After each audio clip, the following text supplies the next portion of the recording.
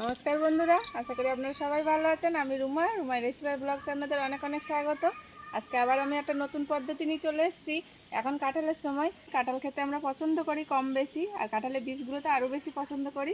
কিন্তু রান্নায় দিলে সেগুলো বীজগুলো যে পরিষ্কার হয় না, ভেতরের খোসাটা, সেটারই আমি আজকে পরিষ্কার করার পদ্ধতি দেখাবো। আপনারা সবাই ভিডিওটা শেষ পর্যন্ত থাকবেন। তাহলে চলুন আমার সাথে রান্না করে আমি কিভাবে পরিষ্কার করি আপনারা ভিডিওটা দেখবেন।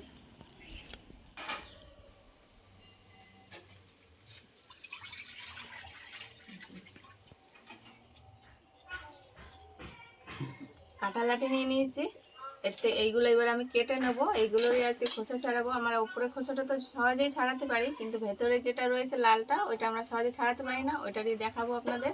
তা আগে আমি কেটে নেব। এই দেখুন, এইটা তো সহজেই ছাড়ানো হয়ে যাচ্ছে। এইটা তো আমরা ছাড়াতে পারি না, এটা মুখে পড়লে অস্বস্তি বোধ হয় আমাদের।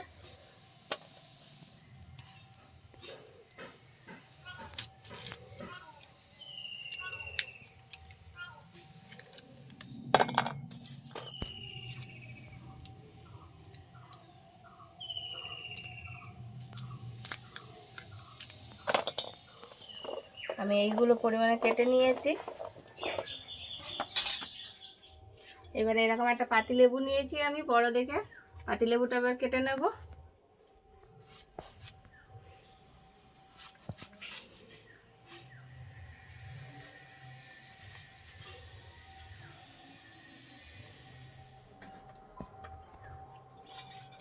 এবার জলটা আমি আগে থাকতে গরম করে নিয়েছি। এবার জলটা পাত্রে ঢেলে নেব।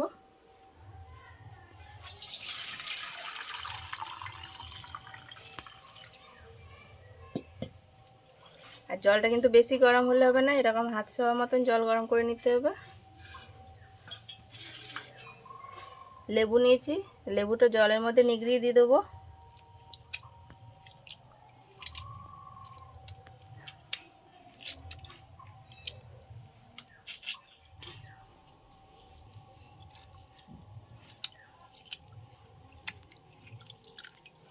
পুরো লেবুটাই জলের মধ্যে দিয়ে দিলাম। এবার যে কেটে রাখা আটিগুলো দিয়ে দেবো।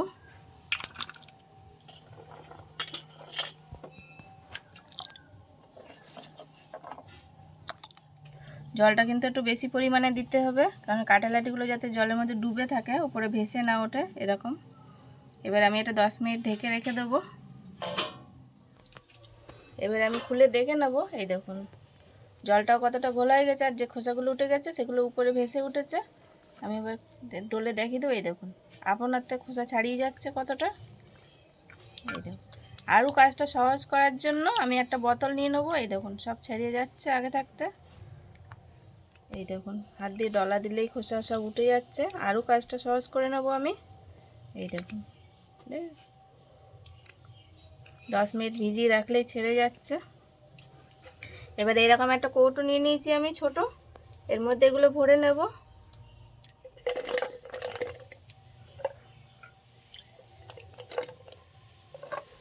একবারে হবে না, অল্প অল্প পরিমাণে নিতে হবে।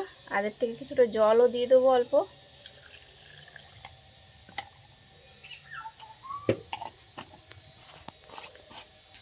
এইবারে এইভাবে ঝাঁকালে আরও তাড়াতাড়ি খোসাটা ছেড়ে যাবে। এই দেখুন, খোসা কি সুন্দর ছেড়ে যাচ্ছে সব। এই দেখুন, পুরো খোসাগুলো বোতলে গায়ে লেগে গেছে। আর জলটা আমি অনেকটা একটু কমিয়ে দিয়েছি, জলটা থাকলে হচ্ছিল না, তাই অল্প জল রেখেছি। এই যে অল্প জল রেখেছি। এবার খোসাগুলো ভালো ছাড়িয়ে যাচ্ছে। দেখবো এবার আমি একটা পাত্রে ঢেলে নেব। এই দেখুন, সব খোসাগুলো ছেড়ে গেছে। এবার বাদ বাকি যেগুলো রয়েছে সেগুলো আমি একই রকমভাবে এতে ঝাঁকিয়ে নেব।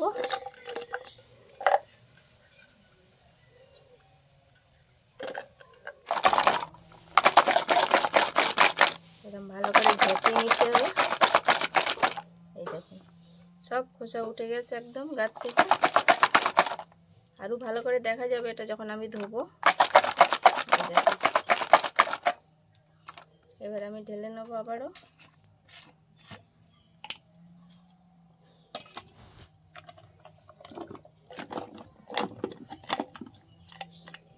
এই দেখো কৌটোর গায়ে সব লেগে গেছে।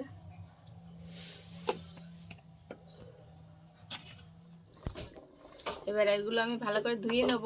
আর এই খোসাগুলো থাকলে কিন্তু বাচ্চারা একদম খেতে চায় না, খেতে বসে খুনসুটি করবে। এগুলো ছাড়িয়ে দিতে হবে বা পরিষ্কার করে দিতে হবে, সেই ঝামেলাটা একদম থাকবে না। এইভাবে যদি আপনারা ছাড়িয়ে নেন তাহলে তারাও খুশি মনে খাবে। তাই এইগুলো আমি আগে ধুয়ে দেখাবো আপনাদের কতটা পরিষ্কার হয়েছে। এরকম আমি পরিষ্কার জলের মধ্যে দিয়ে দিচ্ছি। এই দেখুন পুরো খোসাগুলো 10 মিনিটে কি সুন্দর পরিষ্কার হয়ে গেল। তাই কোনো ঝামেলা নেই, রান্নার আগে এরকম একটু পরিষ্কার করে নিলে আর কোনো দেরি হবে না রান্না করতে।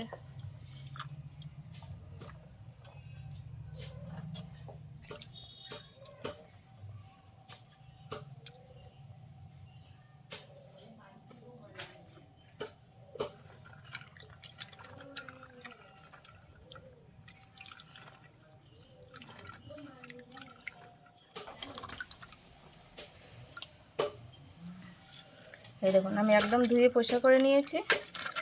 আমি ভালো করে ডলে ডলে 3 বার ধুয়ে নিয়েছি। এই যে একদম পরিষ্কার হয়ে গেছে। এই দেখুন একটু খোসা লেগে নেই ওর গায়ে। এইভাবে রান্নায় দিলে কেউ বুঝতেই পারবে না যে এটা কাঁঠালি আঁটি দিয়েছে, খুশি মনে খেয়ে নেবে সবাই। এই দেখুন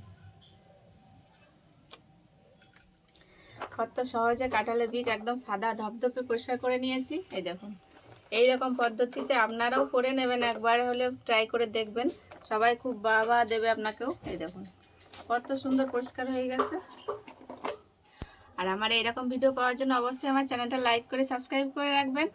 আর এইরকম অন্য কোনো পদ্ধতি যদি আপনাদের দেখার থাকে তাহলে কমেন্টে আমাকে জানাবেন, আমি অবশ্যই আপনাদেরকে দেখাবো। দেখা হচ্ছে আবার কোনো নতুন পর্বে। তার সময় আপনারা ভালো থাকবেন, সুস্থ থাকবেন। টাটা।